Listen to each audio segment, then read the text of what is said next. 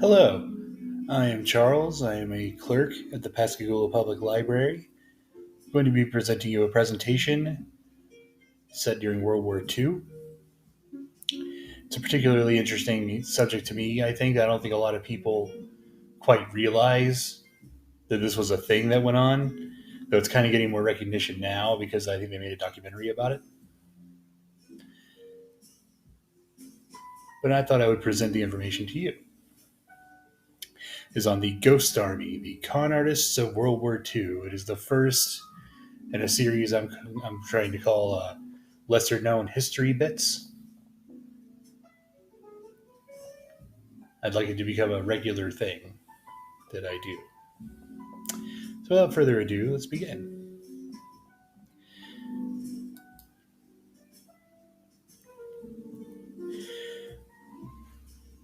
The efforts of the Ghost Army were classified until 1996. So for most of the lives of the people that were involved, they couldn't even talk about it. Their acknowledgments couldn't be, their contributions couldn't be acknowledged. And yet they made a huge impact on the war. Several of the key events, they were pivotal players in it. They were nominally a part of the Corps of Engineers. And here is a Ghost Army soldier by the name of Bill Glass.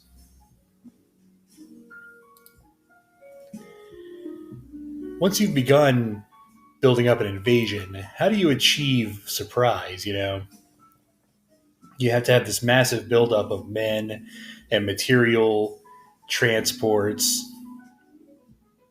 things of that nature. And that's pretty obvious from things like aerial surveillance and radio activity and that sort of thing. If you know what you're looking for, you can easily see this invasion's coming. Here's where it's coming. But when you have a situation where you're trying to, say, invade Normandy, you're trying to begin the invasion of Europe, you need a way to disguise that, or else they can just put everything they have right in front of you and you'll never make it in. So what do? Well, you try to fake them out.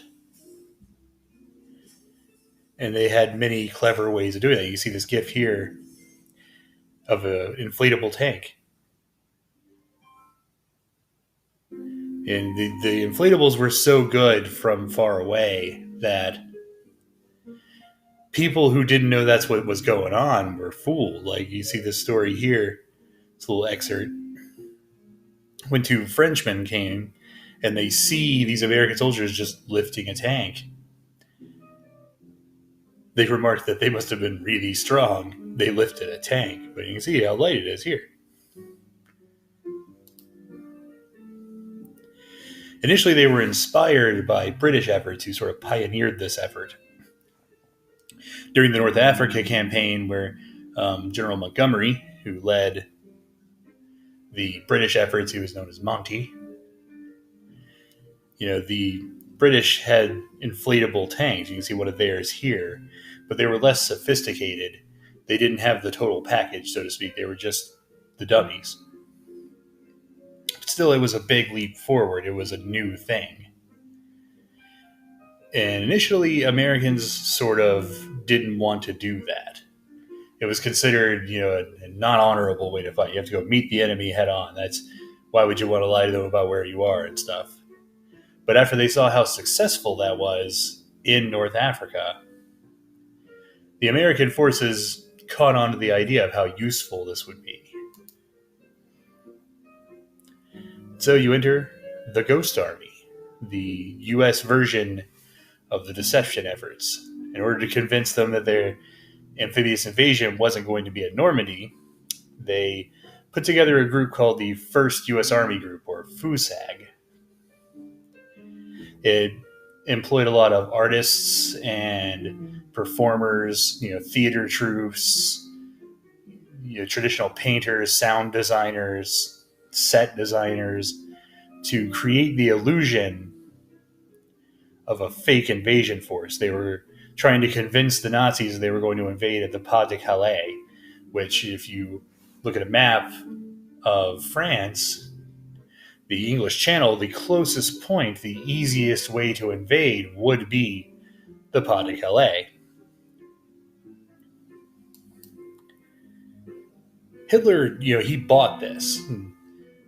It was so good that he really thought that's where it was coming. Patton was placed in charge of it to give it this air of legitimacy, because he was a well-known commander, himself having fought in the North Africa campaign. They were organized into these 3 units here. The 603rd Engineered Camouflage Battalion, which handled the inflatable fakes of the tanks and the trucks, the W pieces. The 3132nd Signal Service Company Special, which operated the sound effects, such as the radio. They would have these big, early versions of like a boombox, but on a large scale mounted on a tank that would just play the sounds of an army. They also specialized in radio signals and being able to send out fake radio broadcasts.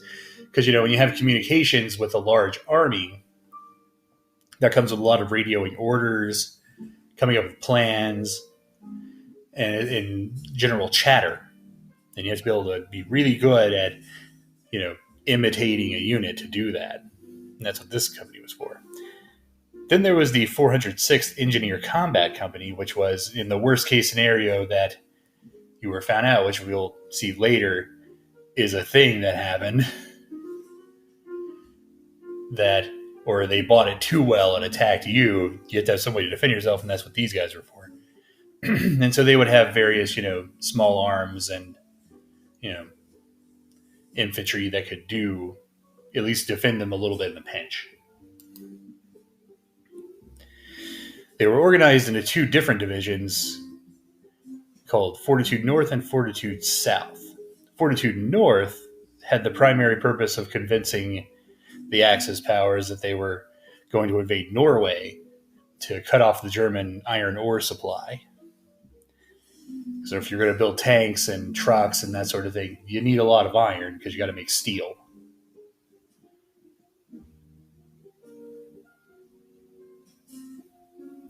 Then there was Fortitude South, which was the aforementioned efforts to convince the Axis powers that they were going to invade the Pas de Calais rather than at Normandy. And here you could see fake inflatable ships being assembled because, the whole thing had to look legitimate. They would build these up right across the channel, and it would look like it's about to come. But out close, you see these pictures, it's not that convincing. Like, you can kind of tell that one, but say you're, 1,000 feet in the air, you're looking down, and that thing looks like a boat.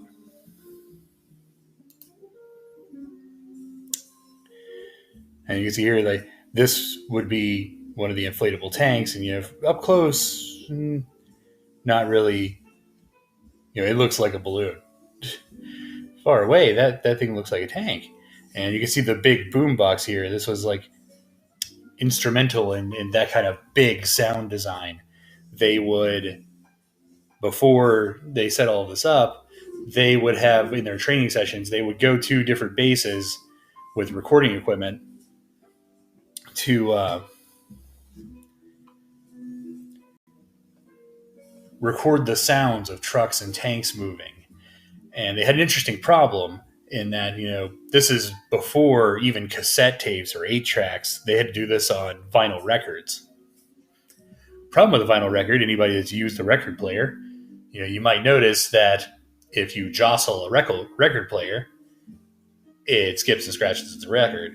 It doesn't work.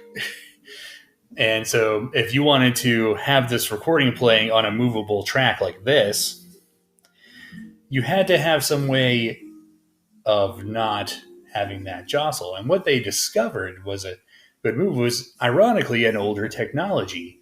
You see, originally, sound recording onto vinyl records, when Edison was first doing this, Thomas Edison, He didn't use those flat discs. That wasn't a thing yet. The ability to press that came later. What he had was cylinders. Now the cylinders didn't have at that time when Edison was doing it, didn't have that great a sound quality. You could kind of barely make out what you were after. But eventually, better materials and manufacturing processes made it possible to make one of those cylinders with really good sound design. And those cylinders were very stable, so you could put it on one of those tracks and it wouldn't skip when you're rolling along and hitting stuff in the way. And so that was their solution. They would hook that up inside the tank with this loudspeaker shooting out sound. And it would sound like a tank's coming at you. They also weren't limited to just that sort of battlefield technology either. This is actually the roof of an aircraft manufacturing plant in Washington State. It was designed to make it look like rural countryside if you're in an airplane. When I first saw this image, it actually took me a minute. I thought these trees just had nets in them, but no, these are fake trees. That is a fake man.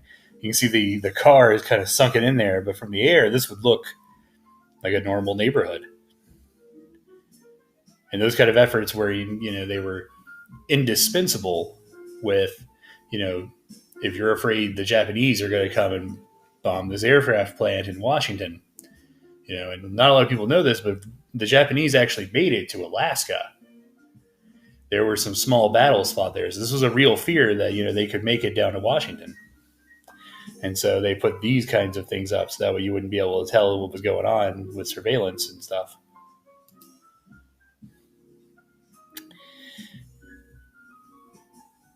After the invasion of Normandy,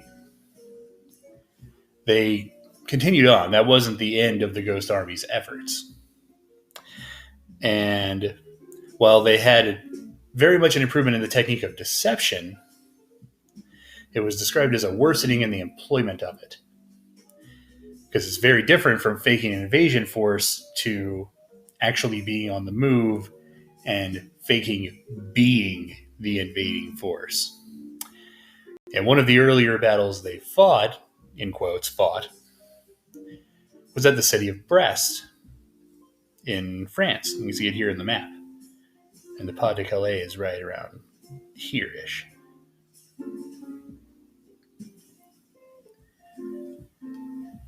And Brest is right here.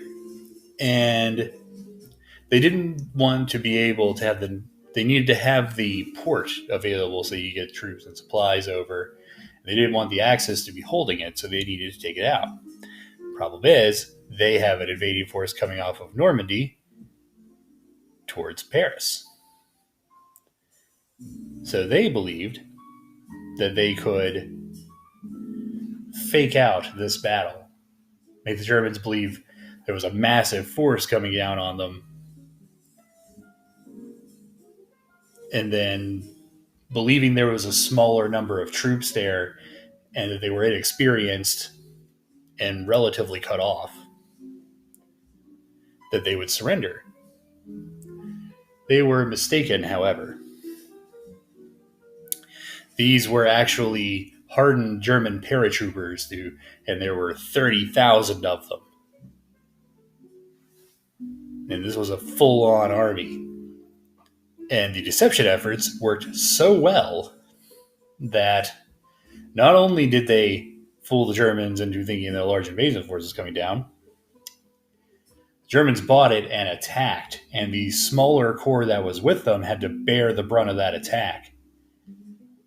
And they also somewhat fooled their own guys. When their own corps was retreating, there was reports of them looking at the Ghost Army like, why didn't you come help? We could have turned them away. Not realizing they're a fake army and can't. And so that was one of the efforts certainly worked. They fooled the Germans into believing it was a real army, but like the quote says, there was a worsening in the employment of it. Without good intel of knowing what's there and a good plan of knowing what they were doing, it could backfire, and it did here. But that was not the end of their operation. In order to protect the supply lines, they also employed their deception efforts in that regard. And you see there was a bit of a problem when they got through invading Normandy here. The Allied force moved so fast that they quickly outstripped their supply lines. And the Germans found that out the hard way in Russia. The Allies are finding it out hard here.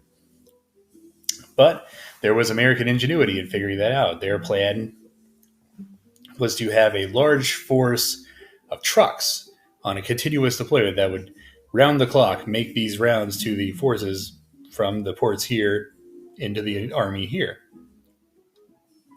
And in order to keep them from being caught and mask their efforts so that way the Germans wouldn't just harass them the whole way, they had the Ghost Army. And many of their men were also involved in driving the trucks and keeping the supply lines going.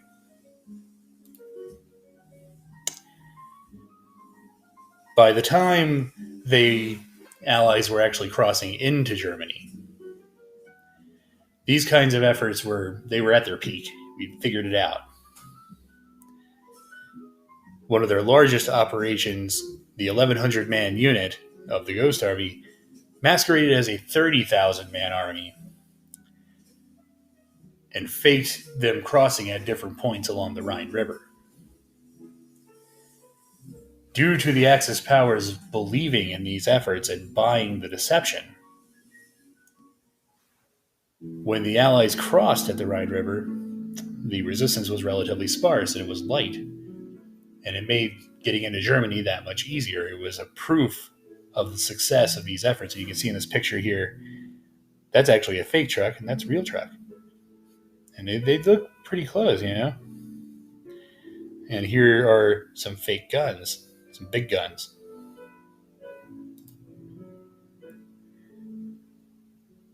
September 2nd of this year marks the 75th anniversary of the end of World War II. Much of the information presented here was classified for more than 40 years after the conflict.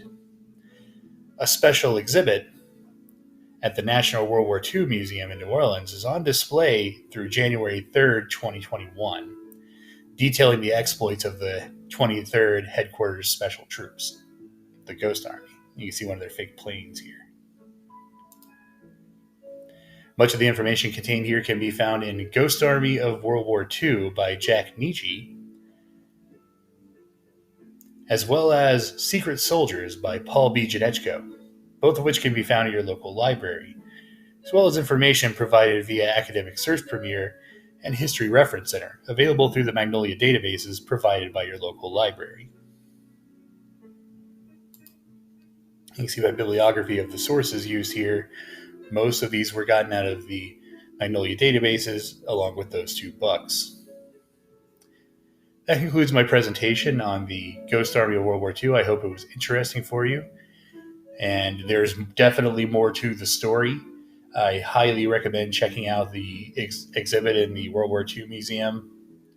I had the pleasure of going there in my final year of my undergrad for my history degree, and I thoroughly enjoyed the experience. It is definitely worth it.